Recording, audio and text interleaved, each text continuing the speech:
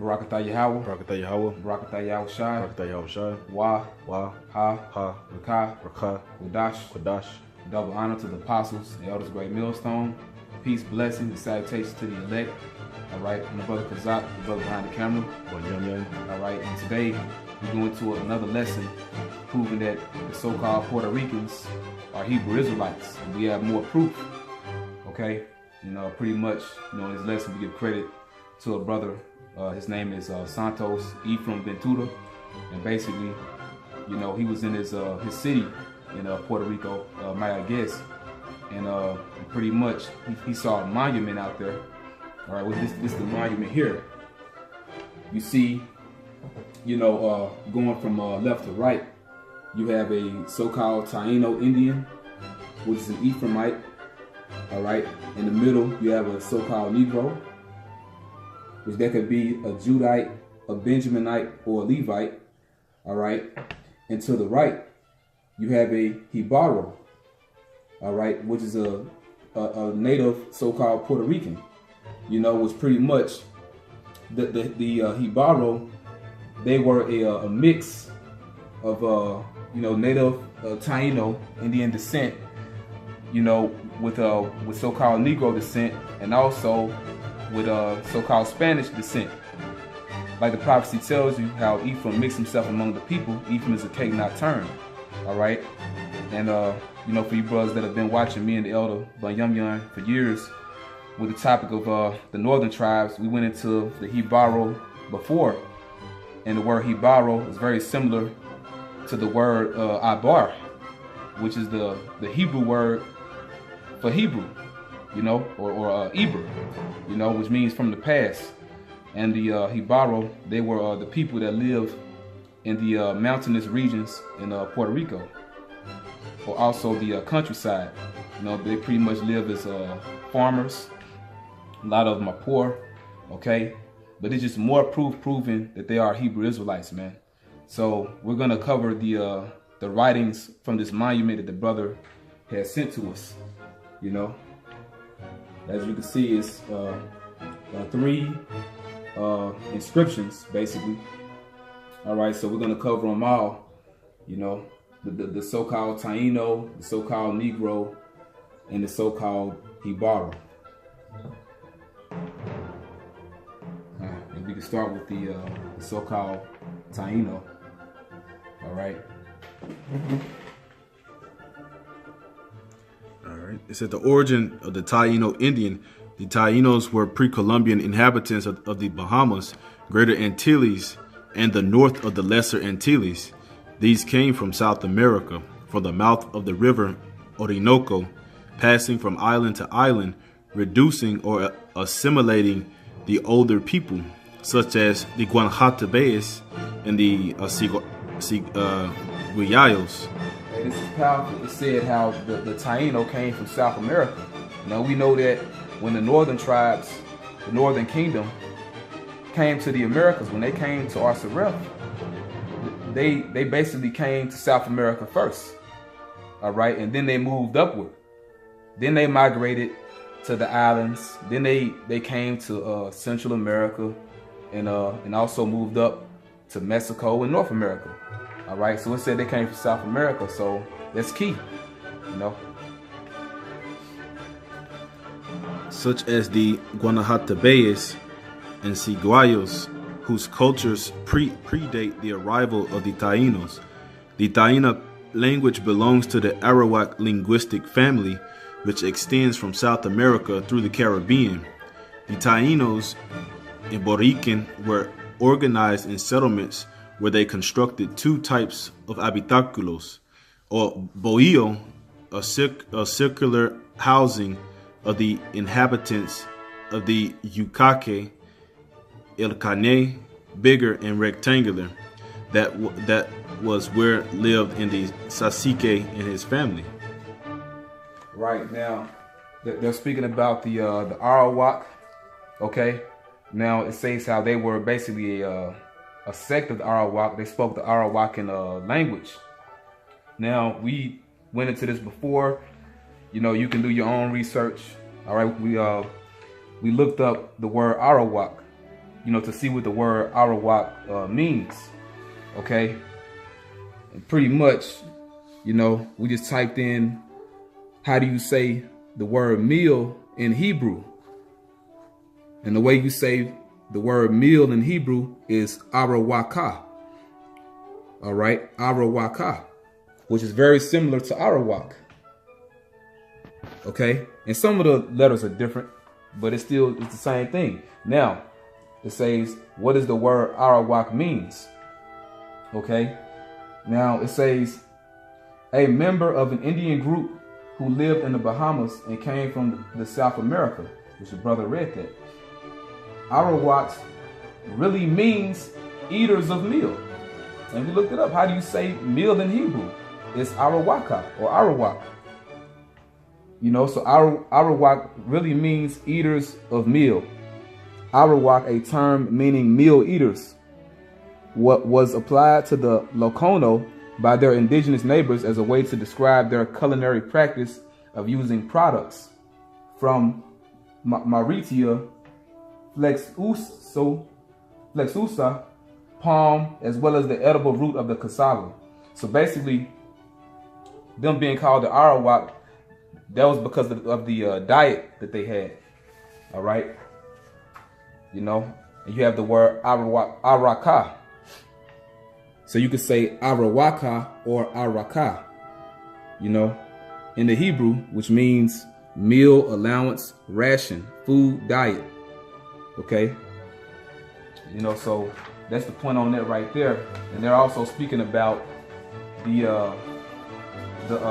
island of Borikin. Pretty much when you break down the word Borikin, that's where you get the island of Puerto Rico. It's pretty much a combination of words.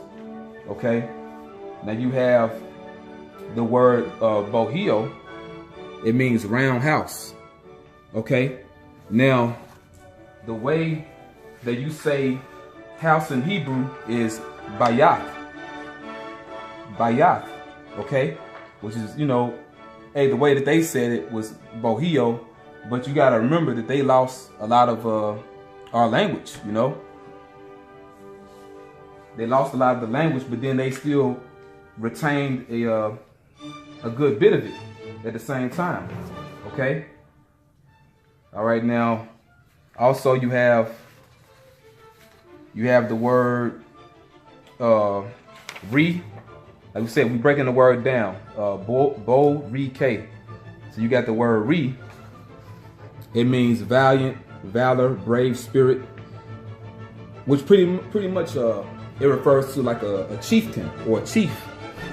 Okay. So you have the word bohio.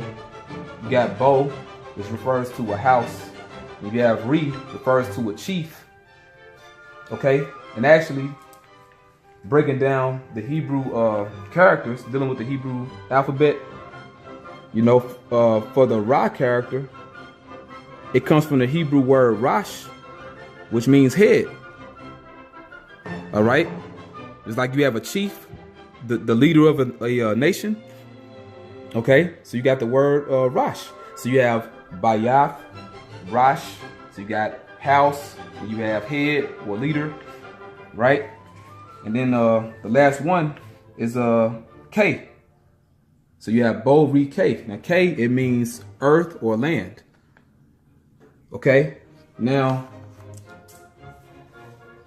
dealing with different words that go into land or earth. Now we know a way that you could say earth in Hebrew is aratazah.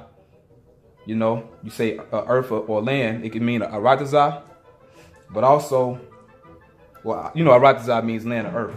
But another Hebrew word that means land or earth is the Hebrew word kwarakwai. Kwarakwai, which means floor or bottom, but basically it means land. Okay, it's another way of saying land or earth. So like I said, the Taino or the Arawakan language is basically broken Hebrew. You see it says K. It doesn't say Kwarakwai, but it's similar. So we gave you 3 Hebrew words, Bayath, Rash, and Kwarakwai. So basically, the house of the chief or the head, the leader of the of the earth or the land. You know, so the house of the chief of the land, basically. So that's the island of Puerto Rico. Okay. Which pretty much, man, like we said, a lot of this history is changed, and even when we went to the word Taino, that's not the original name of the people that lived there. That's what the Spaniards called them. Okay, because our people knew who they were, man. It's like even dealing with the tribe of Issachar, you know, and the brother, him and myself, we've done many lessons going into that. The Aztecs kept records proving that they were Issachar. You know, you could look it up. It says how the Mexicans, they knew that they were from the tribe of Issachar. You know, they remembered their forefather Issachar, and they knew that they were from that tribe. So same thing dealing with the tribe of Ephraim, the so-called Puerto Ricans today. You know, when the Spaniards were calling them Tainos during that time, they knew what tribe they came from. Why do you think that the Spaniards destroyed so many of the records? You know, burned different codices, burned temples. Now, the Northern Kingdom, they were committing idolatry, but at the same time, they knew who they were, and they believed in the Most High. Okay? Now, I know this is a bit off topic a little bit, but just to prove the point, because me and the brother went into this before, but you had these Ephraimite scoffers that came up against me and the brother for going into this. Okay? Pretty much dealing with how the so-called Puerto Ricans, they believed in the Most High. So I can't find the papers.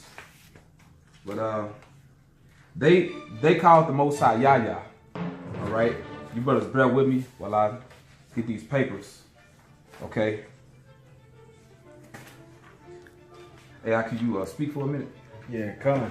Hey, because the fact of the matter is that the Lord is now mending this broken patch, so to speak. He's mending it all together. Okay, because the Northern Kingdom and the Southern Kingdom are coming together in the last days through the Spirit and power of Yahawashi and Yahawashi. So the earth is being filled with this joy, with this good news. Okay, and with all the majesty of the Heavenly Father. All right. So that hatred that the so-called Puerto Rican has against his brother, the so-called Negro, at the end of the day, we're still one. We still have the same Father, and through the Spirit, we are of one mind. You know, but 2/3, even of also you so-called Puerto Ricans out there, y'all gonna be destroyed. The same way with the wicked of those that you hate, being the so-called black man in America.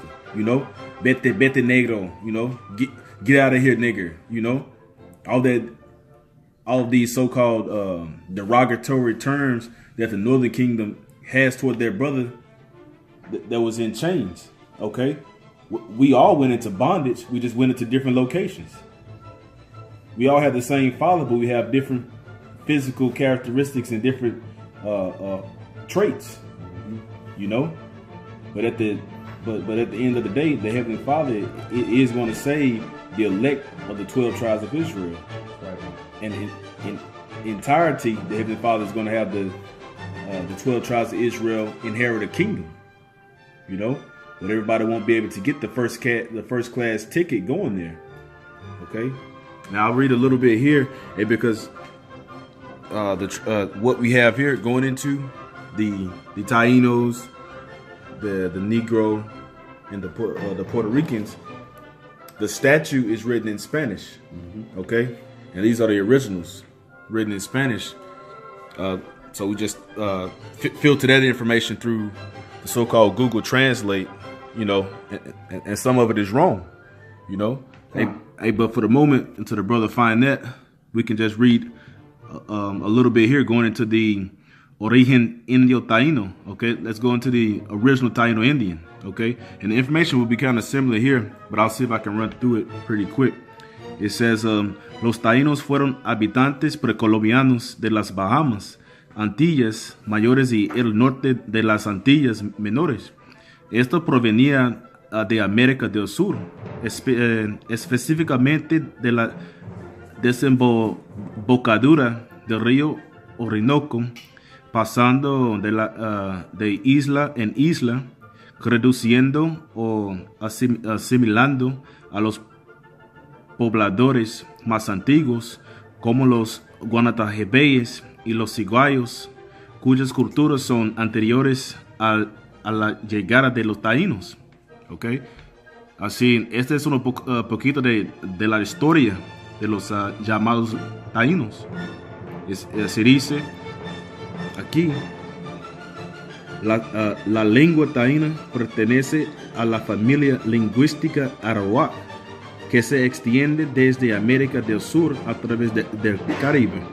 Los taínos en Boriken se organizaron en asentamientos en donde construyen dos tipos de habitáculos: el boyo, vivienda común circular de los habitantes del Yucaque; el caney, más grande y rectangular, que era donde habitaba el cacique y su familia. Okay. So it was going into pretty much the same information of the cacique or the sacique. Hey, it's beautiful because to read a little bit about the cacique. Okay, this is off of Wikipedia, which the Wikipedia goes off, but you know, this seems to be on point. It says a cacique is a leader of an indigenous group derived from the Taino for the pre-Columbian chiefs or leaders of the tribes in the Bahamas, Greater Antilles, and the Northern Lesser Antilles. Okay, now let's say in the history, cacique comes from the Taino word caciquan, meaning to keep house. Now, how do you say cacique or caciquan in the Hebrew? It's Quatazayan, okay, which means a chief, ruler, commander, okay? The same as Boricua or Borican. Yeah, it goes into the same thing. You know, so, and that proves that they spoke Hebrew, man. You know, Caciquan, it really is Quatazayan. It's the same thing, man. You know, so we may be,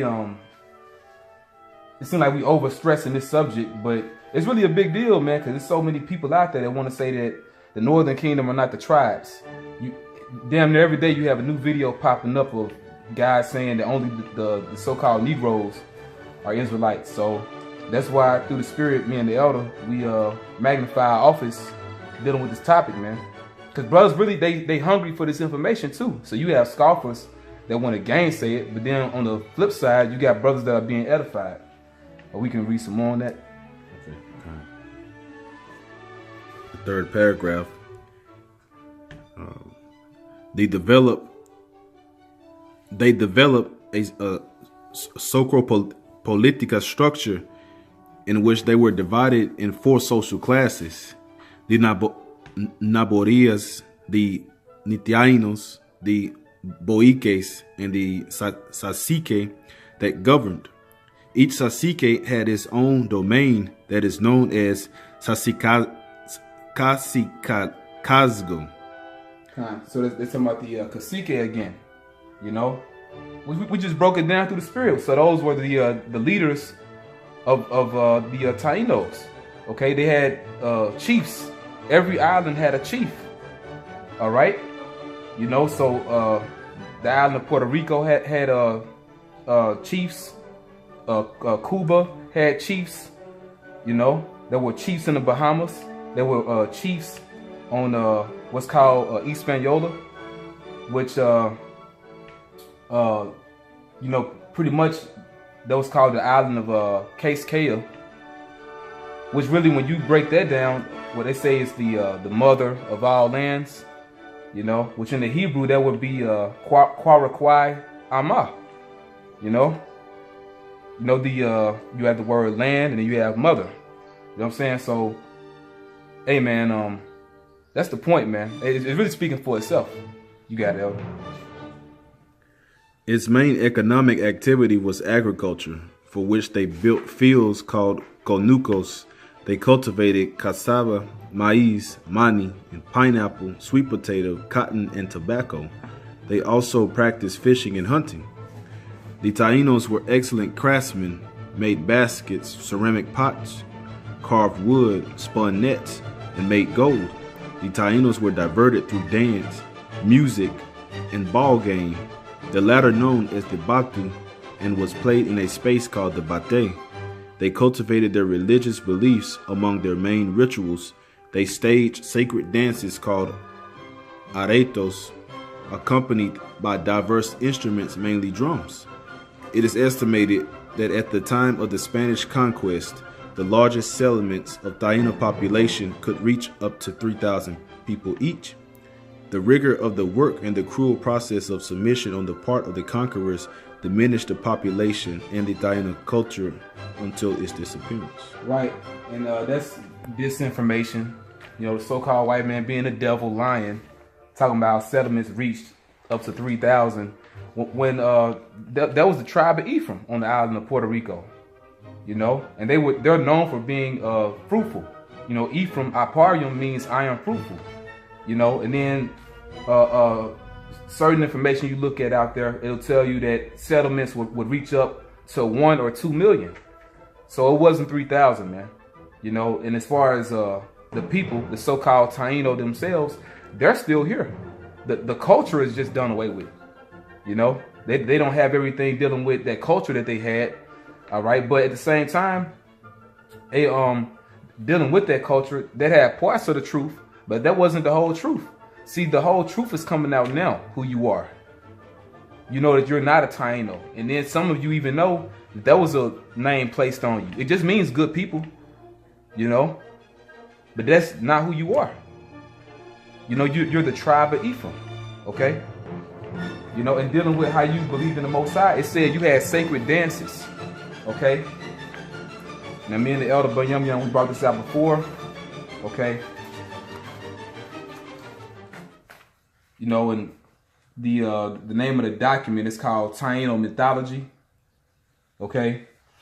Which really is not mythology. Some of this is off, but a lot of it's on point. It says Yahya. It says Yahya is the extreme vital principle, great creator of existence, ancestral agriculturalist, and innominate spirit. He killed his son Yayael, whom he loved over all the things, before seeing usurped his majesty and endanger his existence, which that latter part is going off, you know. But Yahya, that's Yahweh, the Heavenly Father, which his name means he to be or he exists. Yayael, that would be Yahawashi, the son of the Heavenly Father.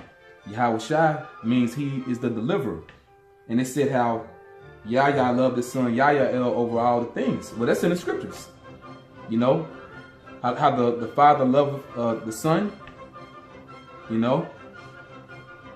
But yeah, and that's the point, man. Then it says, this brought the Arawaks the benefit of the fish, the immensity of waters of the rivers, seas, and the oceans. Because in the so-called Taíno legend, basically, when Yahya killed Yayael, Yayael basically turned into fish, you know. Hey, but the scriptures speak about how Yahawashi said, you know, we shall eat his flesh and drink his blood. It's not literal. It's just an allegory for believing on him, you know. Actually, that's why we kept the Passover, which we're still in the Passover now, you know. But the lamb that represents his body, the unleavened bread represents his body, the wine represents his blood, you know. But it's all figurative, you know. But you see the point, man. So when they would have those different sacred dances, they would be praising Yahweh and Yahawashi. And all the tribes, they all have stories. They have oral traditions about how Yahawashi came over here and visited them, man. So that's how we know this is all true. That's how we know that they're Israelites. And you have the so-called Mormons out there, you know, they're not relevant, okay? We don't need them to bring this information out, even though what they're saying is true. But they want to, you know, equate the tribes of Israel to some madness in that Mormon book, man. You know, talking about some Lamanites and all that stuff. You know. But anyway, we can go to the origin of the Negro now.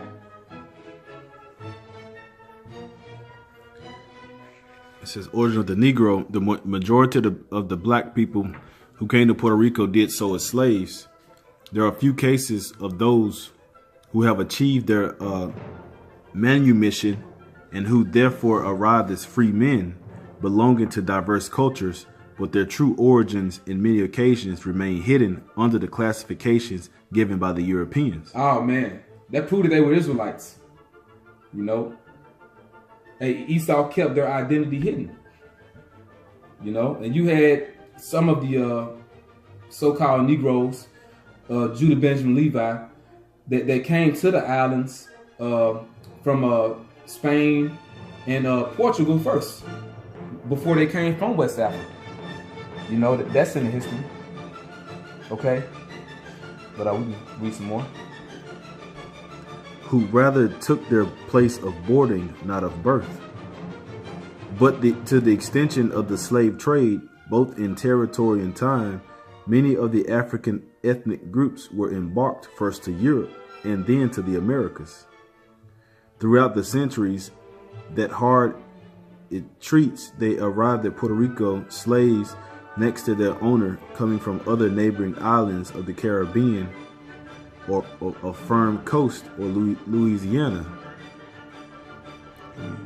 Yeah, dealing with the different slave masters, you know, and pretty much they were all in cahoots, you know, because the people that were responsible for the slave trade down in Louisiana were the French. The people that were responsible for the slave trade on the islands were the Spanish. You know, so they were working together. Another thing too, those so-called Negroes, they spoke Hebrew. And what Esau doesn't tell you is that he was using a lot of them as translators to speak to the Taino. He knew that they were brothers. And that's hidden, man. You know, and if through the spirit of when we start reading about the Hibaro, after we get finished with the so-called Negro, it'll lead us back to the Taino. Because you're going to find out the people are still here, man.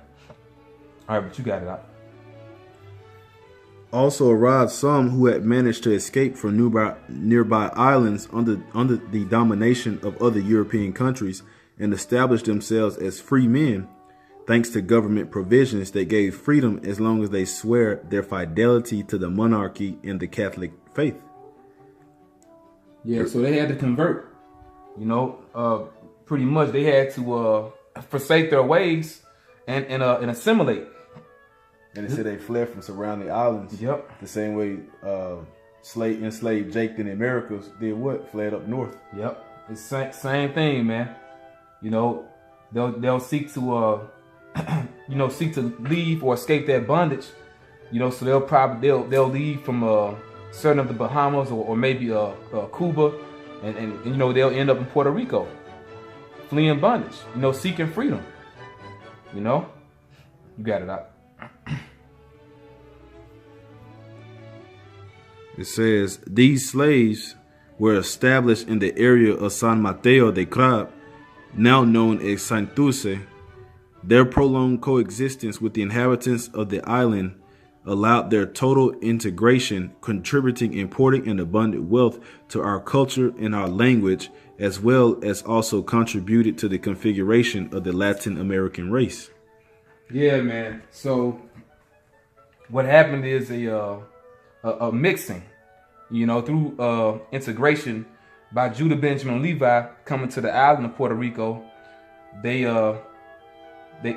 mixed in with Ephraim. They intermarried, so to speak. You know, which I got a quick scripture going to what the elder's reading, okay? Because it said how the so-called Negroes contributed a lot to the Latin American culture. That's why when you go to the island of Puerto Rico, you see a lot of Ephraimites, but they're dark. You know what I'm saying? Which they were dark to begin with, but at the same time, you know, a lot of them look like us. They look like the Southern Kingdom. you'll see them, straight woolly hair, super dark skin, skin glowing. They got a royal look, but they don't speak English. They speak Spanish. But it's just showing you, man, we the same people. All right, this is Jeremiah chapter 50, verse 33. It says, "Thus saith Yahweh of hosts, the children of Israel, which are the northern kingdom, Ephraim and other tribes, and the children of Judah, Benjamin, Levi, were oppressed together." Okay, and you see it, man. All that took them captives held them fast. They refused to let them go, which is why we all still in captivity to this day. But you see that monument, man. You have a so-called Taino Indian on the left, and to the right of him, you have a so-called Negro. That's Israel and Judah oppressed together. We went through the same captivity, man. You got it out. Some more of that. For centuries, the Negro has been a victim of abuse and injustice, a situation that led many times to rebellion, reaching great achievements to achieve their emancipation and equality. We make a historical recognition of the great contributions made to our country by these forced immigrants who strengthen our social and cultural heritage. Which, yeah, you the same people, man. So, for you northern tribes, you just look at us like, oh, Moreno. Hey, man, we your brothers, man. And a lot of y'all are darker than us. You look at us like we black-faced and all that. A lot of y'all are super dark, man. But see, you have that Edomite mentality. You think that dark skin is a curse. Well, when we get in the kingdom of heaven, we all gonna get our original look back, man. Which is different shades of brown, different variations of brown. Baba Kushayo, can you go back to the Taino? What speaks about how they were farmers and basically how the land was good. Yeah, man, because another thing too, we know for a fact that you so-called Puerto Ricans are the tribe of Ephraim, man. Because the prophecy where it speaks about Joseph, it's speaking directly about you. It's speaking directly about you, how good your land was. And we broke down the word Borican for you. They're talking about you, man. Matter of fact, the elder had made a good point actually a while back. It's like you have the word Borican, which we broke it down for you, but it's similar to the Hebrew word Barakia. You have the word Boricua. That's similar to Barakia. Which when you look Barakia up, you have Barakiah. Okay, it's Barakia in the Hebrew. It means blessed of Yahweh. But what does it say? Hey, man, we're going to get the scriptures. You got it out. Back to the origin of the Taino Indian. It says its main